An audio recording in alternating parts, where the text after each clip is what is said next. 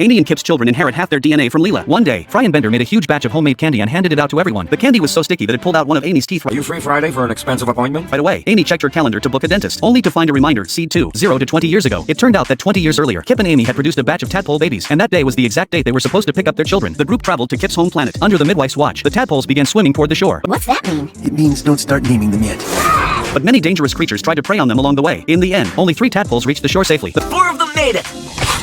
Well, 3.5. Young creatures of the Black Lagoon, go now to your parents. The midwife cut off their tails and gave the children to Kip and Amy. Back at Planet Express, they discovered that one of the children looked exactly like Leela and even called her mom. It turned out that 20 years prior, Leela had accidentally impregnated Kip. Members of Kip's species can reproduce through a simple touch of the finger, but Leela had no memory of the incident. But it was Leela who contributed the DNA when she accidentally touched Kip's hand. Amy and Kip began life as parents. Exhausted as they were, they still enjoyed every minute. But just then, Captain Zapp called Kip and ordered him on a mission, leaving Amy alone to care for the children. Faced with the mischievous kids, Leela offered to help so Amy could rest. When Amy woke, Yupan saw Leela playing happily with the children. She became extremely jealous and kicked Leela out on the spot. She called Kip, who was far away, and cried about everything that had happened. Right after hanging up, the midwife appeared. She sensed that Leela was more suited to be a mother and announced most of the children's DNA comes from Kip and Leela. She demanded that Kip attend a hearing with her to decide whether Leela could continue to be the children's mother. Kip returned just in time before the hearing began. Amy temporarily left the children in Leela's care and went into the hearing room with Kip. The midwife asked Amy her first question. Do you love these children? More than I knew I could love anything. Amy's answer greatly satisfied the midwife, and no further questions were needed. The midwife ruled that Amy was indeed the children's mother and may raise them forever.